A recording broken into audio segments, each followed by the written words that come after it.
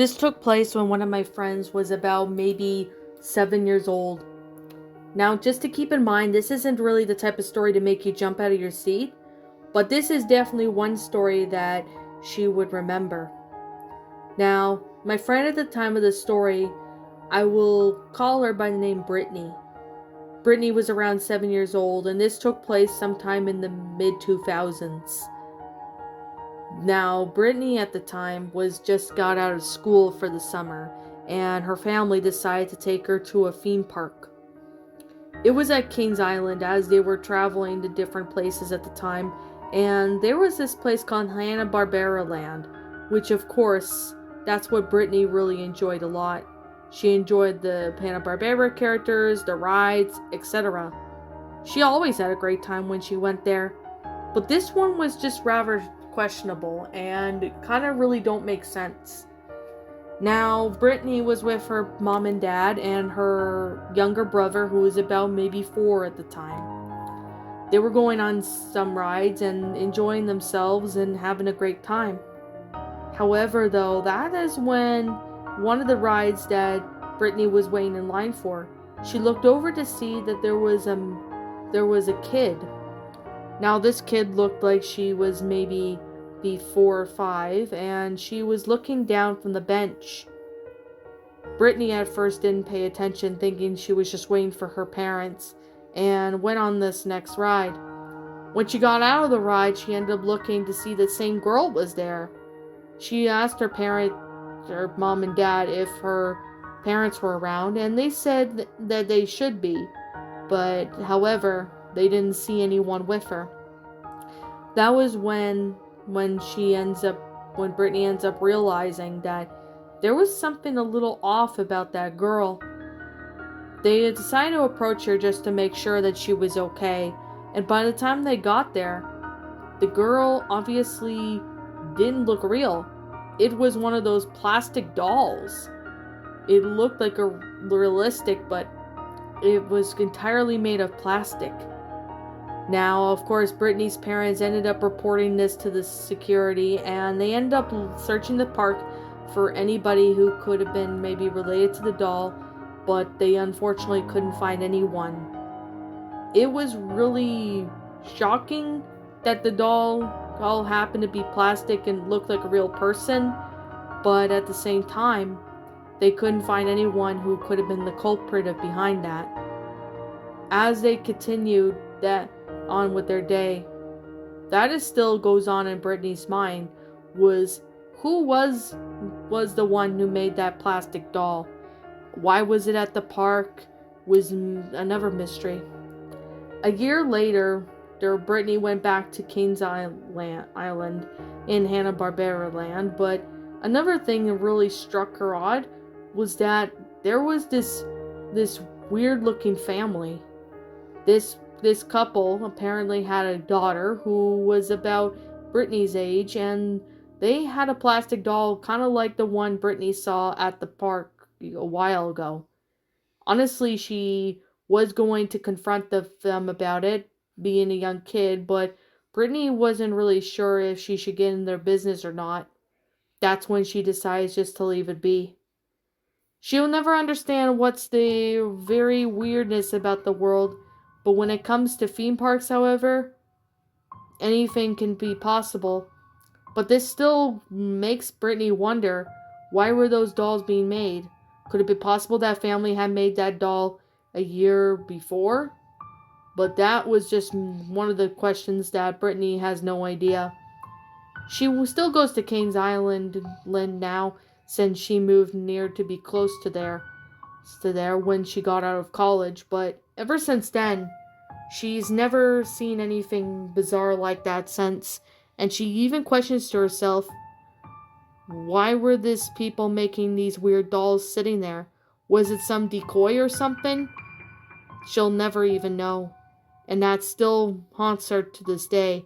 Not really too much anymore, but it still really baffles Brittany, and she even wonders, what were those dolls even doing at the park anyway to begin with? That was one of the questions that will still be in her mind to this day.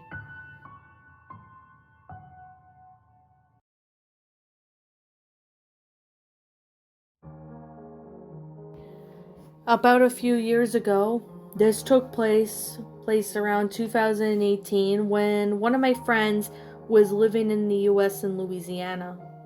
I can't remember where in Louisiana, but there was an abandoned theme park somewhere there. Now, my friend at the time of this story, will call her Heather. Heather liked exploring really many places, including abandoned places, but this one definitely takes the prize. Heather basically was out of school for the summer, and she was just basically FaceTiming one of her friends when one of her best friends, we will call her by the name Melissa, suggested they go exploring an abandoned theme park not far in Louisiana. Of course, she said that it was a pretty interesting idea and that she would be going for it. Now, Heather at the time of this story was very adventurous, so she and Melissa met up the next day and they ended up staying overnight at her house. That's when they decided to go to the abandoned theme park. Of course, they drove there and made sure there was no security guards guarding the patrolling of the abandoned theme park, to which there was no one around, thankfully. They had managed to get in the theme park and they started wandering around. As they were wandering around, they see a lot of booths were empty, rides were being pretty much abandoned. It looked as if no one had been there in years. Of course, Heather looked around, but she of course saw something out of the blue. She saw a bunch of leftover for prizes and even graffiti on things. When they continued to look around, they honestly were filming and obviously hoping that they can at least find something to record. As Heather and Melissa continued to wander around the park, that's when Heather ends up hearing footsteps. She looked over to see if there was someone behind her, but there was no one there. And who was running with footsteps was obviously one question she had no idea.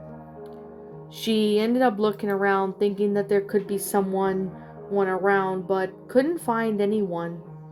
That's when she calls out if somebody was there, but there was no one around. That's when Heather all of a sudden saw a figure run out in the next direction. Melissa, along with Heather, ran through that direction, where they end up looking to see if they could find the person who was running around, probably trying to make some joke or something. Thinking that they were being followed, she ended up looking in the abandoned places or possibly any places at the theme park. While looking around, she ended up hearing what sounded like a scream. Now, Heather doesn't even know if it was a woman or a man. That's when they end up getting out of the park. After they got out of the park, they ran back to the car where Heather ended up driving out of there.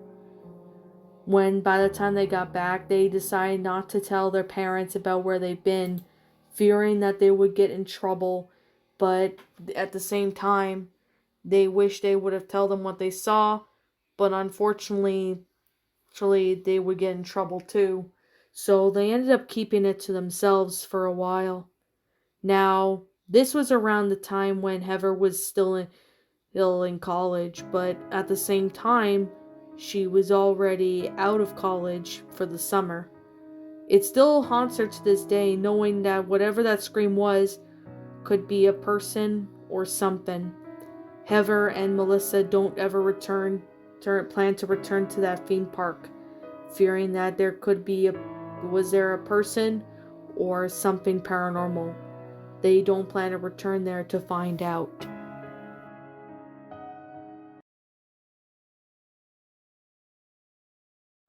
My friend, we'll call him by the name Jesse, lived in California at the time of this story.